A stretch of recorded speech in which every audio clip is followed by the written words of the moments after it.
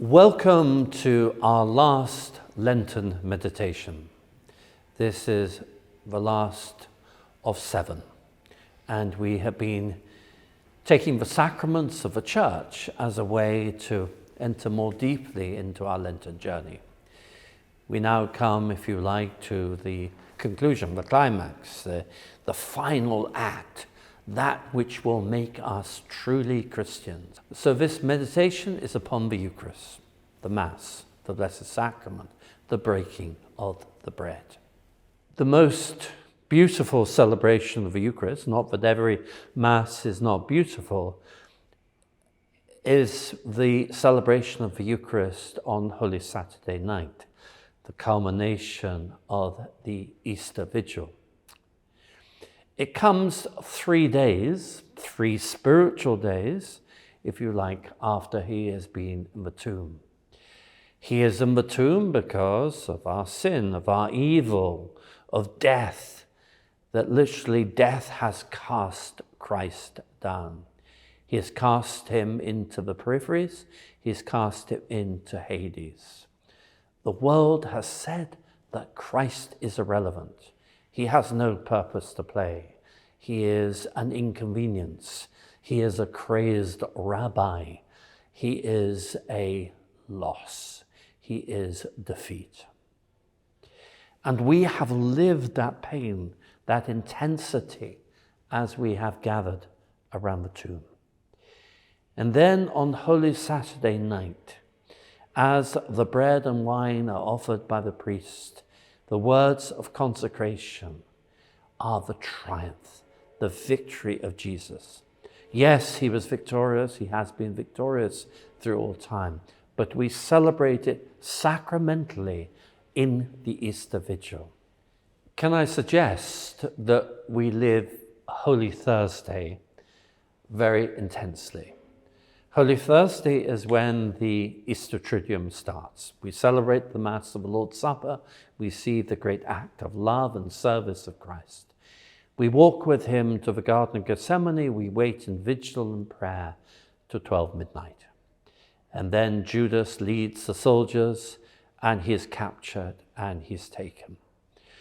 The Church is then emptied of everything.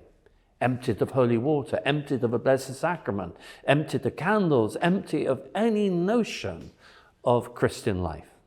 The parish church becomes literally a barn, a rather uncomfortable barn at that. And we feel it, do we not? In the very heart of our being, we feel the emptiness, the desolation. We feel that something most precious and most life-giving has been taken from us. And we are invited to wait in vigil and prayer, literally to pour ourselves out, pleading for the victory of Christ, pleading for the victory of the Eucharist, pleading for the victory that is the Blessed Sacrament, that is Eucharistic adoration. And it's important that we live these days in silence, in quiet, in prayer. It's not a time for a party. I often say to parishioners when they're planning their holidays, I say, please be with us for Holy Week. Don't run away. We want to celebrate this time together. So meditate on the wood of the cross and tell yourselves that that wood is the cause of our joy. When you go to kiss the wood of a cross on Good Friday, you're kissing more than just a bit of wood. You're kissing the victory of Christ. You're kissing the love of Christ. You're kissing the fact that Christ is doing this to take away your sin, to lead you to heaven, to give you the victory over the world, Satan, his grandeur and his pomposities. When I was ordained a priest some years back, I had the great joy of spending one of my first Easters in Bucharest. This is 33 years ago.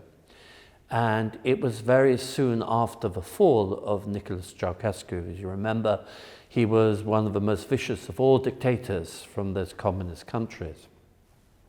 And this was the first time that the Easter mysteries had been celebrated in Bucharest.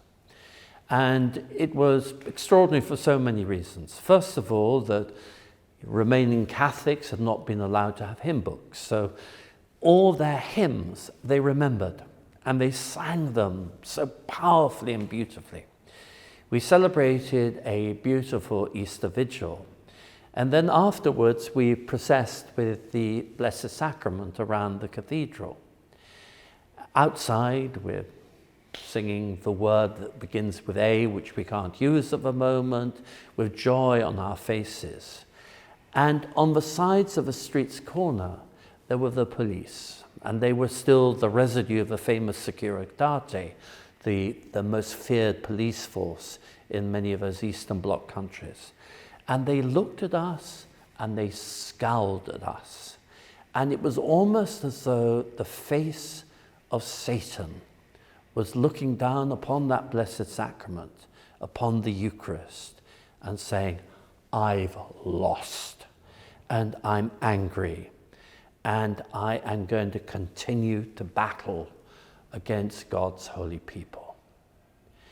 It was an extraordinary moment. You could say perhaps it was a moment of Wellington and Blucher after Waterloo. It was a moment of victory, but it was a moment of great joy and great peace. This is what makes us a Christian people. This is what helps us to look to heaven. And to be able to embrace it and to live it and to love it, we need to go ever more deeply into our Lenten journey.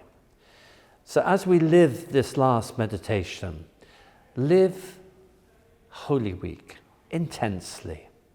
And then when it comes to the Easter Vigil, you will know not only that Christ has risen, but Christ has risen indeed. And perhaps also in these precious days, give thanks to God for the institution of the Eucharist. I started one of the meditations talking about crossing Oxford Street and how Oxford Street is washed with the blood of the martyrs. What were those martyrs going to their death for? They were going for the Holy Mass. They were going for Eucharist. They were going for the Blessed Sacrament. They were going for Eucharistic adoration. They wanted to proclaim and to celebrate the Easter mysteries. So we have now come to the end of our Lenten journey. First of all, to wish you all, when you celebrated, a very happy, a very beautiful Easter. Thank you for having walked with us in this journey. And let us pray that we may start this new year, this new time, if you like, with a real sense of joy and of hope as we seek to bring others to Christ.